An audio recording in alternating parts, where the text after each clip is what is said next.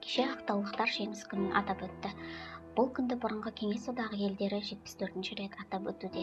Бұрынғы Кеңес одағы елдері дейтін себебім, әлемнің басқа мемлекеттері үшін Ұлы Отан соғысы деген түсінік жоқ.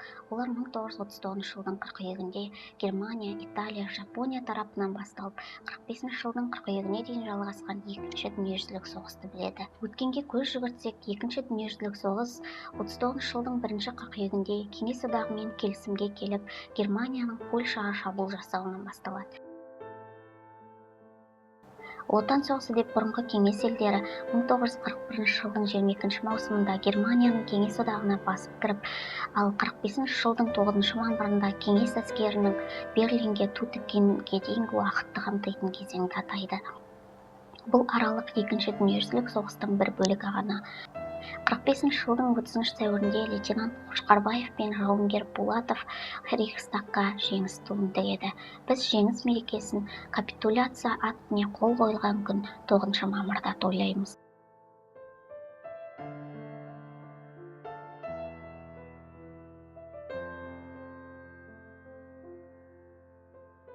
Тарихшылар Ұлы Отан соғысына 35 миллион адам қатысқан дейді.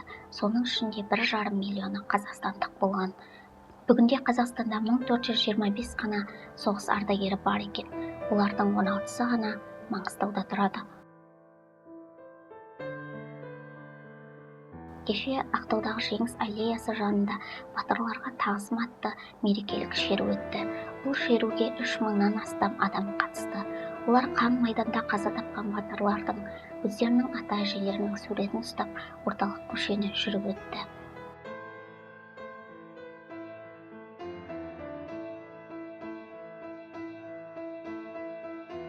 Бұл мереке Ақтауда жыл сайын Жеңіс аллеясында тойланады. Аллеяны толық жаңарту үшін былтыр 356 миллион теңге бөлінген екен.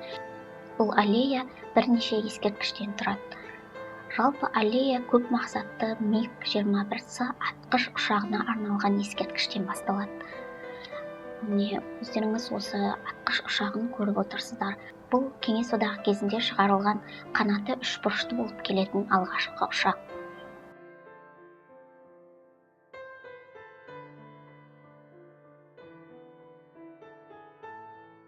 Жеңіс аллеясындағы екінші ескерткіш ауған соғысының құрбандарына арналған. Ол 2005 жылы орнатылған. Ескерткіште ауған соғысында қаза тапқан 8 майдангердің аты жазылған. Олардың екеуі Форт-Шевченко қаласынан, екеуі Шетпе ауылынан, екеуі Жаңаөзен қаласынан және екеуі Ақтаудан аттанғандар.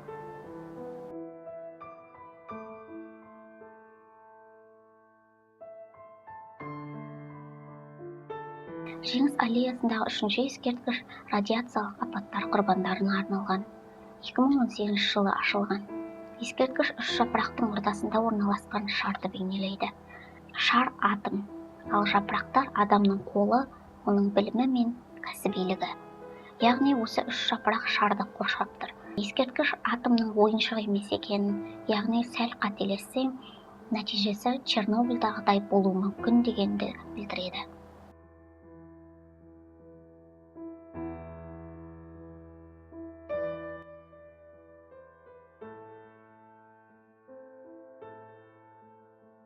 Сонымен қатар бұл аллеяда Маңғыстаудан шыққан Кеңес одағының батырлары мен даңқ орденінің иегерлеріне арналған мемориалдық тақталар орнатылған. Онда Тұяқбай Бегмембетов, Павел Малаев, Қартбай Бекжанов, Біләл Қалиев, Исатай Сүйеубаев, Жұмағали Қалдығараев, Мәди Бегеновтың аты жазылған.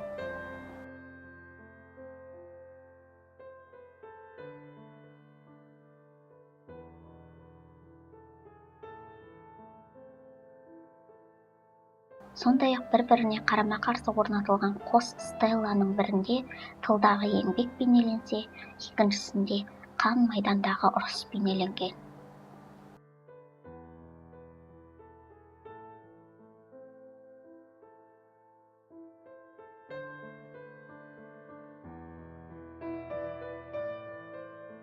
Жеңіс аллеясы мәңгілік алау ескерткішімен аяқталады. Алау 1988 жылы Ұлы Отан соғысы ардагерлері мен құрбандарына арнап ашылған. Мамыр айынан бастап мәңгілік алау монументінде қазақ және орыс тілдерінде патриоттық әндер шырқала бастады. Айта кетелік, былтыр мәңгілік алау монументін жөндеу жұмыстары басталып, биыл толықтай аяқталды. Жөндеудің жалпы құны 67 миллион теңге.